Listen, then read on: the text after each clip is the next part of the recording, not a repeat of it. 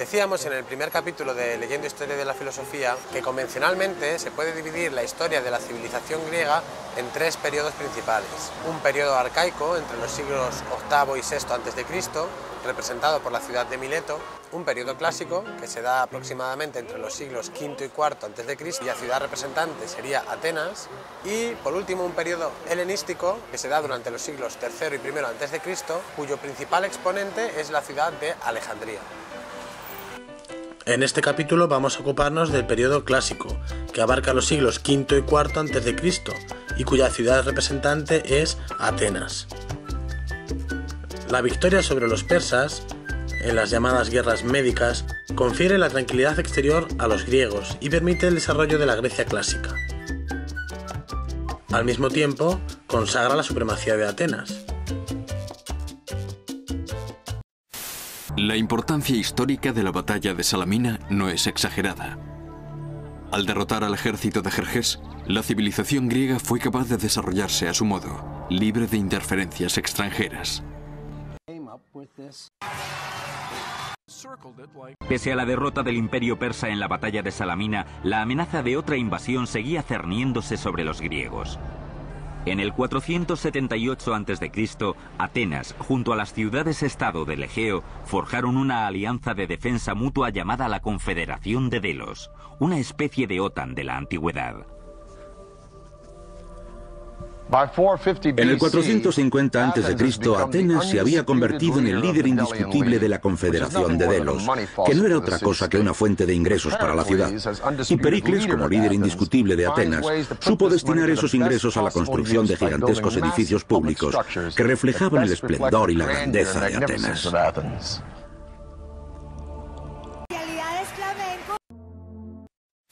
Pero las guerras entre las ciudades son continuas y las rivalidades internas no cesan nunca. Solo la época de Pericles supone un periodo de paz relativa. Crece la tensión con Esparta, el único rival serio del poder que Atenas ostenta en Grecia. Pericles se da cuenta de que necesita preparar la ciudad ante la posibilidad de una guerra. La Grecia clásica se basa sobre un difícil equilibrio de fuerzas, deseo de libertad e independencia frente a la pasión por la supremacía y el poder, igualdad de todos frente a la admiración por el hombre superior, por tanto, democracia frente a oligarquía, sometimiento a las leyes, nomoi, y servicio a la ciudad frente al individualismo y la afirmación de que la protección del individuo es la finalidad de la ciudad. Cuando estas diferentes tendencias consiguen armonizarse, se consigue el equilibrio clásico, ideal de todo el sistema. Pero, ante todo, la Grecia clásica es la ciudad y la democracia. La ciudad constituye el centro de un Estado independiente. Su territorio, en el que vive la población rural, es reducido y el número de habitantes tampoco debe ser muy grande, porque todos deben conocerse. Platón propone unos 5.000, aunque Atenas tiene bastantes más. La ciudad ofrece refugio en caso de guerra y es el centro de toda actividad económica, social y política. En ella están los mercados, las escuelas, los gimnasios, los templos y los teatros. La democracia supone la isonomía, todos son iguales ante la ley, y la isegoría, todos tienen derecho a hablar en la asamblea. La asamblea de ciudadanos es soberana, todos pueden participar en ella, de tal manera que la Grecia clásica ignora el sistema representativo. El ejercicio de la soberanía es directo. Solamente los oligarcas, cuando triunfan, limitan estos derechos. Pero, además de la asamblea, existe un consejo y numerosos magistrados, por lo que sobre estos últimos se ejerce todo tipo de controles para evitar su preponderancia. Políticamente, el poder estaba asignado a tres instituciones, comenzando por la asamblea. Todos los ciudadanos varones tenían derecho a tomar parte en los asuntos del gobierno a través de su pertenencia a la asamblea. Este organismo se reunía varias veces al mes para debatir asuntos de Estado, y todos los miembros de la asamblea tenían derecho a hablar. La asamblea era responsable de la elección de un cuerpo ejecutivo conocido como el Consejo. Esta rama del aparato de Estado estaba a cargo de la administración política cotidiana, incluida la supervisión de la tercera rama de la vida política, los magistrados, poderosos oficiales ejecutivos que, sin embargo, tenían que someterse a una reelección anual en la asamblea. Por lo tanto, los oficiales incompetentes o corruptos podían ser expulsados mediante el voto popular, al igual que los tesoreros y los generales.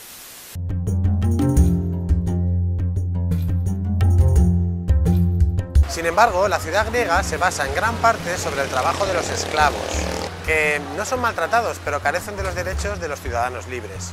Ha quedado siempre una sombra. La democracia ateniense era una democracia esclavista. Los resultados, los procedimientos de decisión eran democráticos procedimentalmente, pero eran una democracia que se establecía entre una selección de los ciudadanos, puesto que en Atenas no solamente vivían los que tenían derecho a votar, sino también vivían los metecos, que no tenían derecho a voto, que eran extranjeros asentados en Atenas, Aristóteles, nada menos, por ejemplo, o los estoicos, que no tenían derecho a voto, pero vivían en Atenas, y sobre todo los esclavos que en algunas circunstancias históricas pues llegaron a representar el 20 o el 30% de la población, o las mujeres, que tampoco tenían derecho al voto.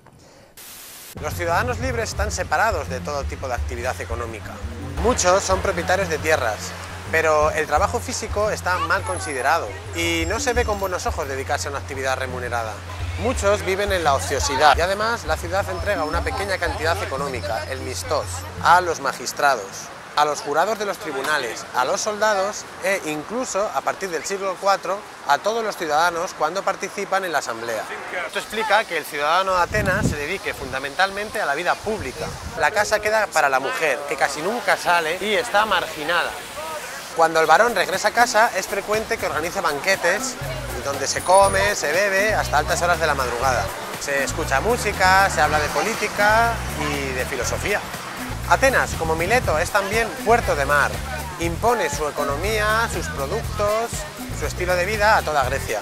No es extraño, pues, que a ella acudan numerosos extranjeros, muchos de los cuales se quedaban a vivir allí. Son los llamados metecos, que están excluidos de los derechos políticos y de la propiedad inmobiliaria, pero son bien recibidos y se les asimila en todo a los demás ciudadanos.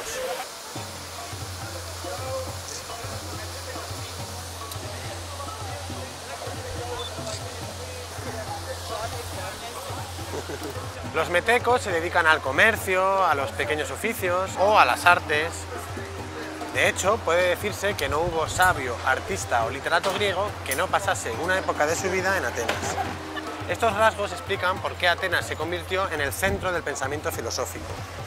Las condiciones eran favorables: una economía floreciente, afluencia de extranjeros, contactos con otras culturas, curiosidad por todo. Pero además la religión clásica había perdido vitalidad. Los mitos casi solo servían para inspiración para el arte y la literatura. No existía un sacerdocio organizado ni había libros sagrados. El pensamiento estaba libre de dogmas. En este ambiente es fácil imaginar a Sócrates dialogando con sus conciudadanos. Madre, un momento que estamos terminando de grabar en la calle, ¿vale? En este ambiente es fácil imaginar a Sócrates dialogando por las calles con sus conciudadanos, encontrándose con filósofos extranjeros, participando en banquetes, los cuales derivan no solo en orgía, sino en discusión filosófica. Pero también se comprende el carácter de esta filosofía. Aristóteles señala que la grandeza de la filosofía radica en que no es ciencia práctica.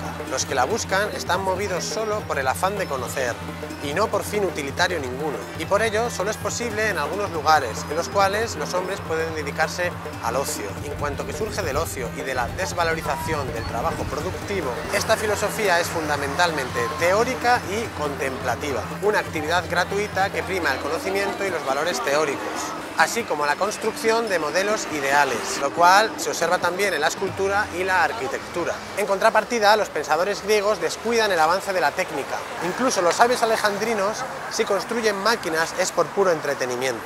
Puesto que hay esclavos, ¿qué mejor máquina se puede inventar que un esclavo? La ciudad democrática hizo pues posible la eclosión de la filosofía. Pero hay aquí una paradoja. En general, ni los poetas ni los filósofos sienten gran simpatía por la democracia.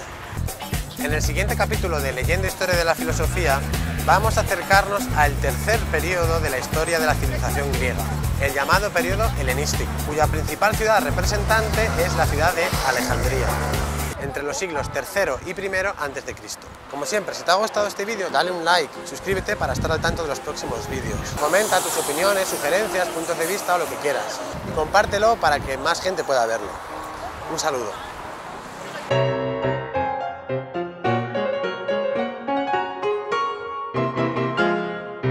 Vor votre toast, je peux vous le rendre, Seigneur, Seigneur, car avec les souverains.